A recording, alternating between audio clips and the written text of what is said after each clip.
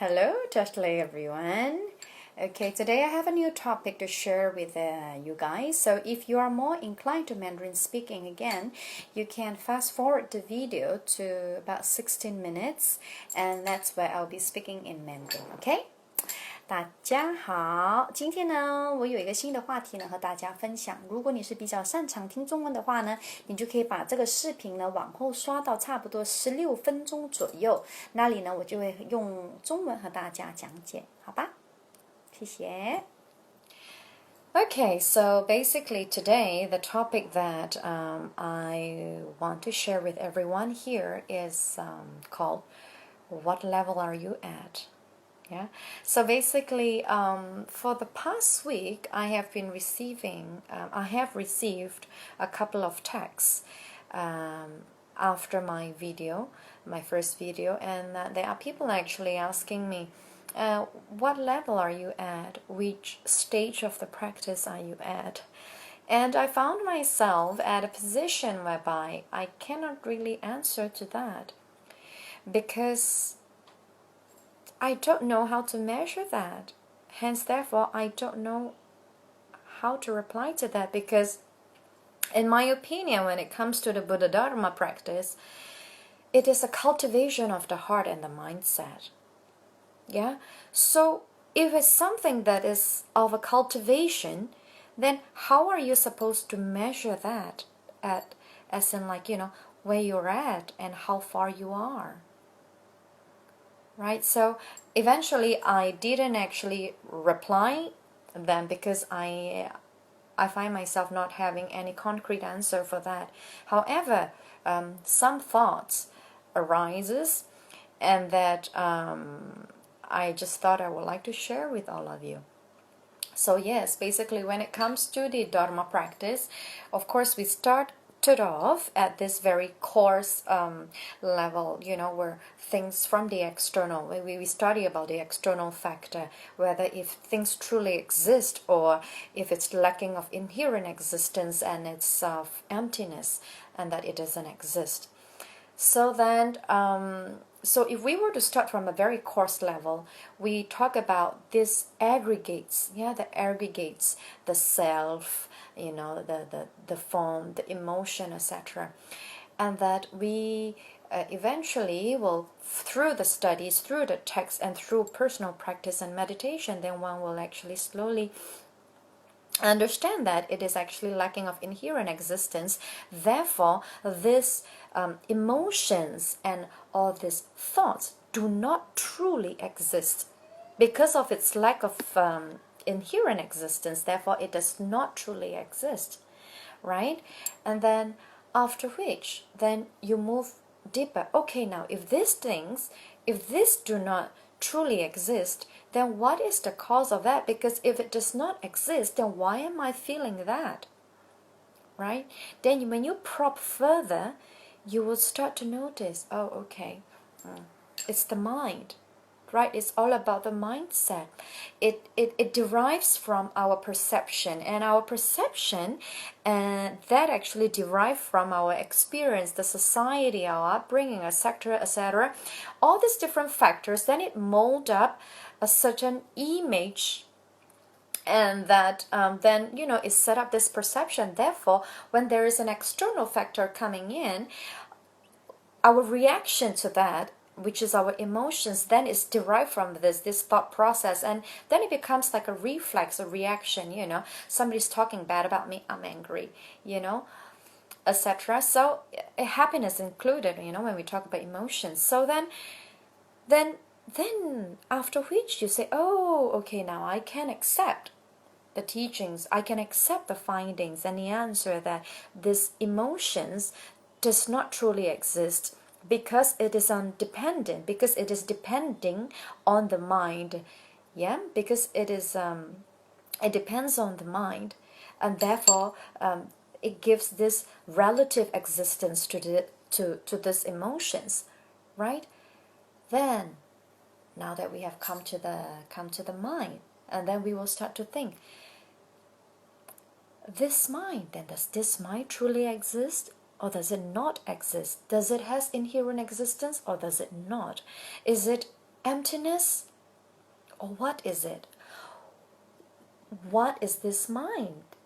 Right? So then one will start to think and one will start to probe further. So then, we will ask, what is this mind? And does it truly exist? Well, truly exist? No, because for something to truly exist, it has to be able to stand alone without having to depend on any other factors, right? Relatively existence of the mind, yes, because of its dependence of the external factors, like our experiences, our society, whatever that influences us. Hence, then that influence and start to form a perception. And with this perception being developed, then that acts as a tool for us to react. That acts as a tool for our reaction, hence our emotions. Therefore, we have a saying that however you react to something depends on the way you perceive it, right? And the perception itself comes from our experiences as we grow, as we mature, as we move on in life. Therefore, the nature of the mind is such that it can be altered, it can be modified, it can be tweaked. It can be. Through our practice, through analyzation, through meditation, we can transform the mind.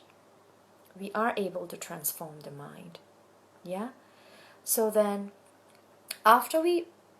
now that we have come to the point of the mind, then okay, if the nature of the mind is emptiness and that it lacks of inherent existence, okay, then what is beyond the mind? What is beyond the mind? Then I would say that will be our consciousness. Yeah, our consciousness. And this consciousness is vast. Is vast like a space of which there is no way you can point at one point and say that this is its beginning, and then point at another point and say that that is the end.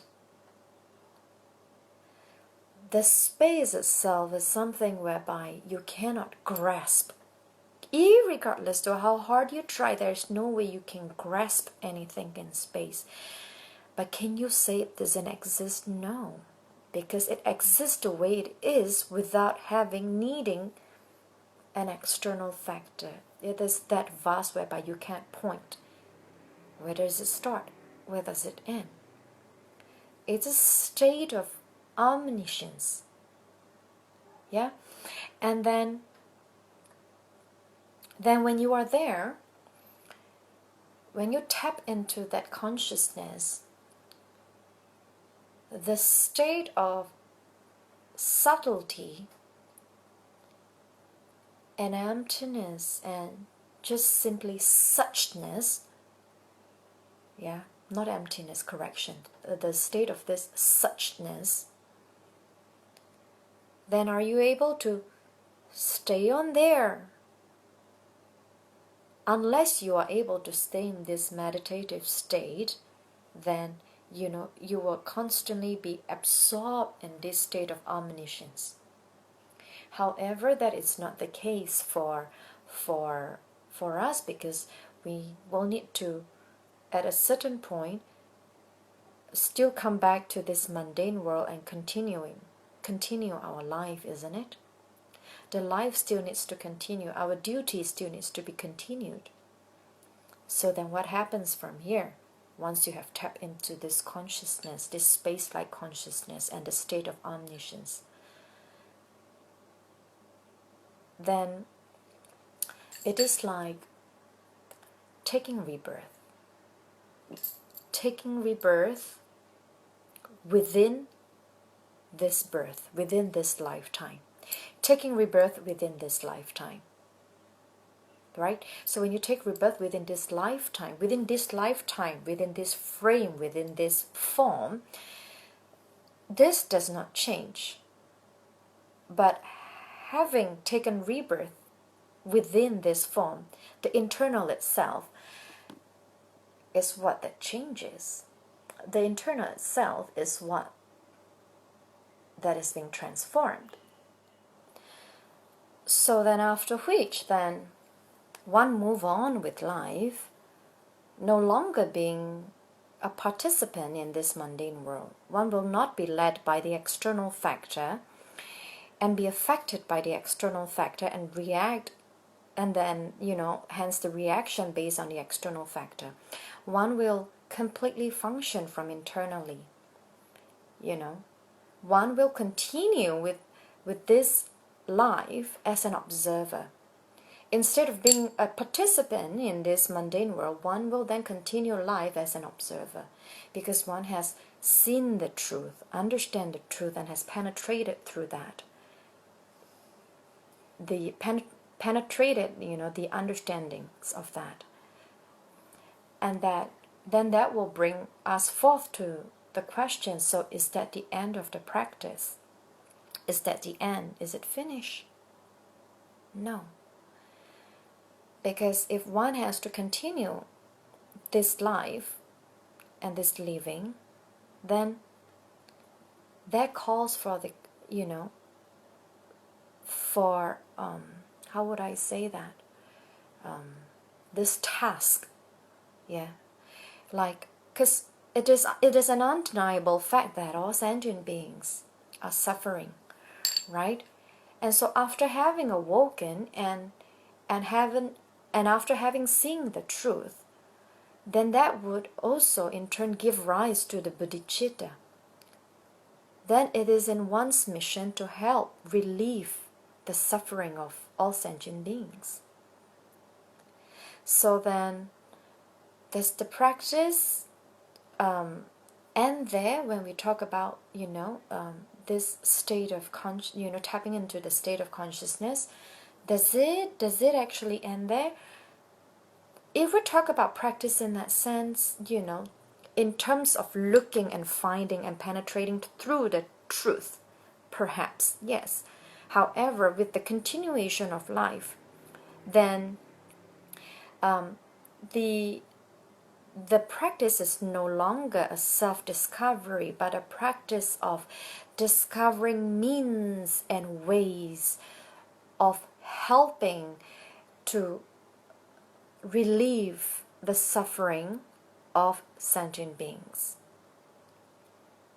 Yeah? So after having said all that,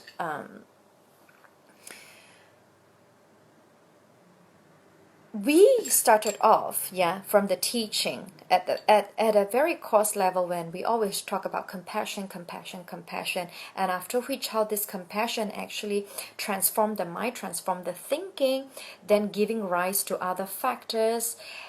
After which, then after one big round and up to the consciousness, then when we tap back and giving rise to bodhicitta, in which then it is in service of others, truly wanting the happiness of others, act in accordance for the happiness of others, then that will still bring us back to the topic of the heart, isn't it? It still comes back to the topic of the heart.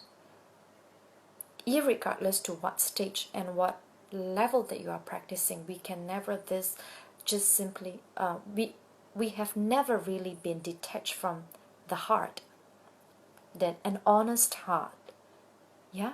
So therefore, even after all this description, I can still not be able to basically put a pinpoint or a label to say what level of practice is one's at. Only one will know through one's experience, I think. So I hope that that everyone will not be so attached. Not be so attached to the label of I am a Dzogchen practitioner, etc., etc. Not be so attached to the labels, because ultimately the labels of all this teaching is still something external, whereas when we practice, we are trying to go inward. It is a self-discovery and a self-growth, right? So therefore, we should not be so attached to the external label. Because at the end of the day is still the matter of the heart, isn't it? Therefore, I hope that, the, Buddha Dharma practitioners will not go chasing after the level of attainment, or what I have done now, what's going to be my next step, what's going to be this, after this, what I'm going to do next. Of course, there's the steps and procedures to the practice, but just in terms of the mindset, not get so entangled and so attached to wanting to complete the level and moving on to the next, and hopefully to get to the destination as soon as possible. But instead, reach inwards and follow the heart, observe the mind, observe oneself. That way, I think it's a much more meaningful practice. And definitely not forgetting that at any angle that we are going to for our practice, it should always come from the angle of compassion and not for one's fulfillment. Even though if it's for one's fulfillment, it has to come from the angle of compassion towards others. Yeah. So with that all being said, I'm done with today's sharing, and I hope all of you have enjoyed it. It's quite a lengthy video, and I look forward to seeing you in my next video. I can hear dog barking now. Okay, bye bye. See you in my next video.